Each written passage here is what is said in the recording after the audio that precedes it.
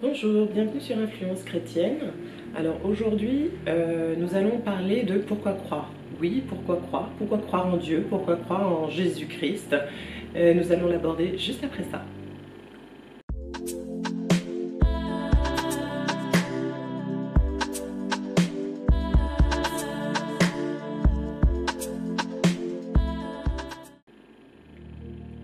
Alors, depuis la nuit des temps, l'être humain a toujours été intéressé de percer certains mystères de l'univers, notamment d'où nous venons et si Dieu existe vraiment.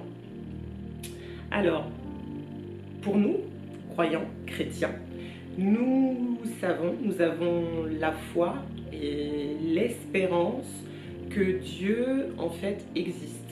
Alors, la foi, qu'est-ce que c'est? Déjà, on va commencer par la définition que nous donne la Bible. Hébreux 11, verset 1, dans la version...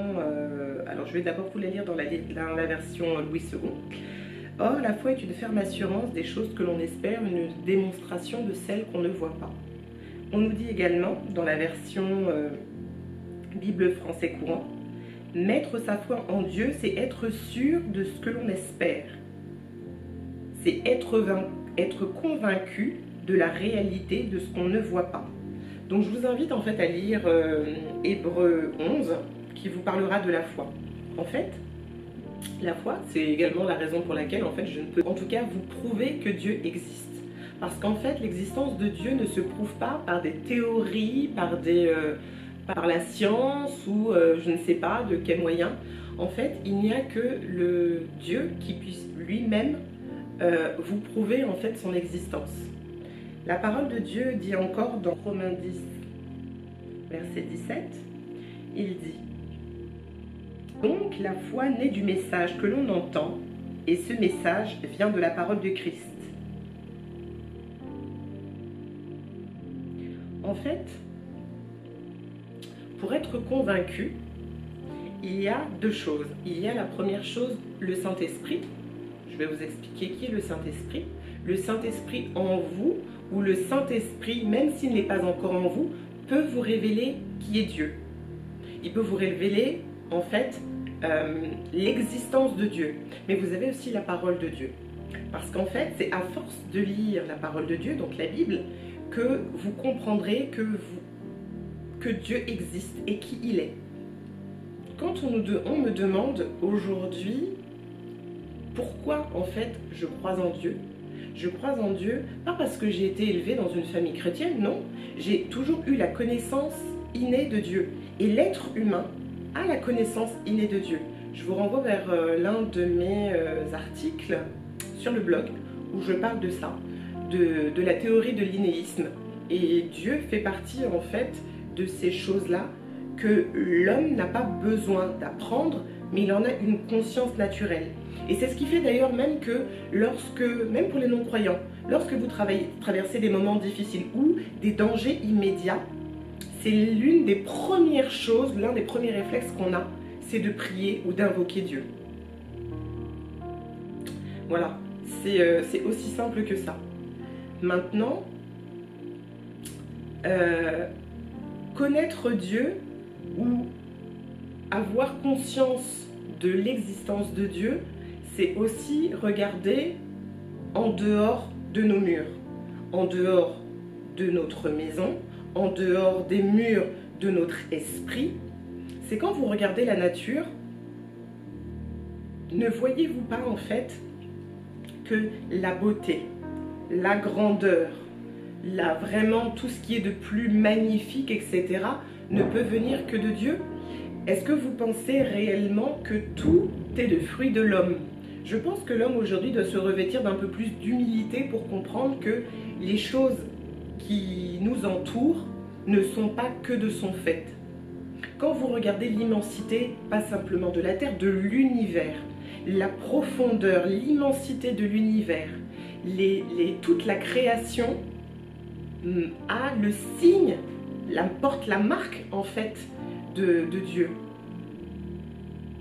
Prenez le temps un jour de vraiment regarder, de vraiment vous interroger en fait là-dessus. et vous comprendrez en fait que l'être humain n'est qu'une minuscule chose dans l'immensité qu'est l'univers, et que forcément, si nous sommes si minuscules dans l'immensité de l'univers, c'est qu'il y a quelque chose de tellement plus grand que nous, et de tellement plus grand que l'univers qui l'a créé. Voilà. Donc, maintenant, nous allons parler de qui est Dieu. Oui, qui est Dieu. Dieu a été révélé donc en 3 personnes.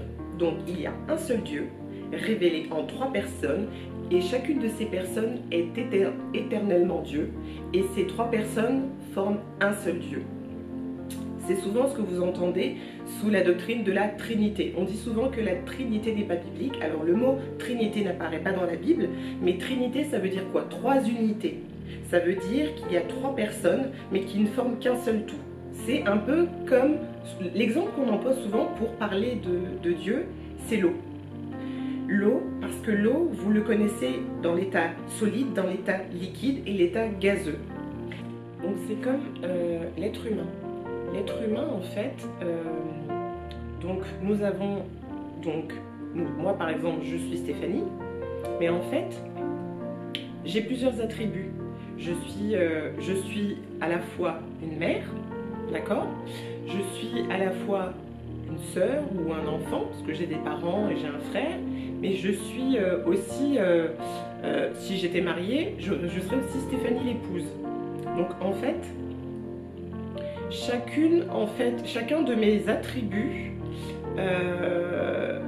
fait partie de moi, d'accord?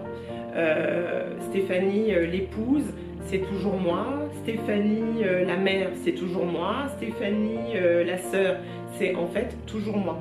Et en fonction de mes attributs, j'ai des spécificités. C'est-à-dire que par exemple, avec mes enfants, je vais peut-être plus symboliser une figure d'autorité, d'accord?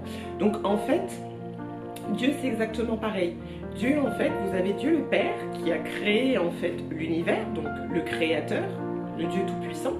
Vous avez le Fils, donc Jésus-Christ, qui a quitté en fait les cieux, d'accord? Il a revêtu son humanité pour venir vivre en fait parmi nous et nous apporter certaines choses. Peut-être que j'aurai l'occasion de revenir sur la manière dont Jésus est venu, comment en fait il est venu en fait sur terre par la semence en fait du Saint-Esprit. On en reparlera. Et vous avez aussi donc Dieu le Saint-Esprit. Le Saint-Esprit en fait qui habite en nous, c'était l'esprit, c'est l'esprit en fait de Dieu, et que Jésus nous a laissé quand il est reparti après avoir accompli en fait l'œuvre qu'il était venu accomplir en fait sur la terre.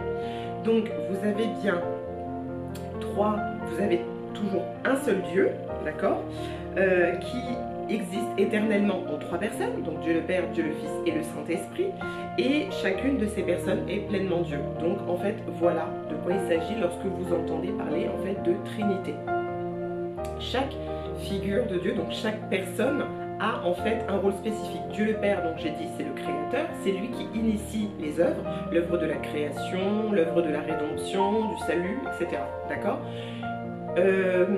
Donc Dieu, le Fils, qui est Jésus-Christ, lui, il est venu en fait pour mettre en place l'œuvre et y participer. Et le Saint-Esprit, il vient donc en support, en renfort en fait, pour ces œuvres-là, et il l'achève. Voilà. Donc en fait, dans l'œuvre que nous sommes capables de constater en fait tout au long en fait de la Bible, on verra toujours que les 3 personnes que forme Dieu ont tous leur rôle à jouer. Voilà. Donc il y a plein de passages en fait où vous verrez qu'il y a bien 3 personnes. Je vais vous citer les passages, mais moi je vais peut-être pas forcément, on va peut-être pas rentrer dedans parce que le temps est compté et qu'il y avait voilà beaucoup de choses à dire. Vous avez dans Genèse, alors vous pouvez lire si vous voulez, donc Genèse 1 chapitre verset 26, où vous comprenez que Dieu est révélé en plusieurs personnes.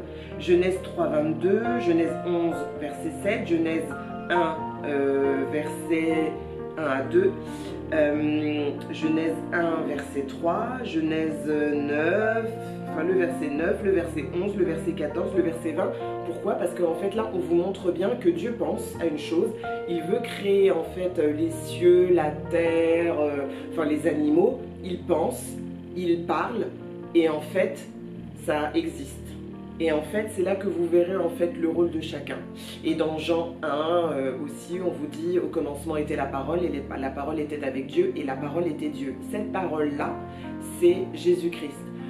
On aura l'occasion au cours des vidéos, voilà, de vous expliquer en fait certaines doctrines, certains éléments de la foi chrétienne qui sont primordiales, les bases, en fait vraiment les fondamentaux.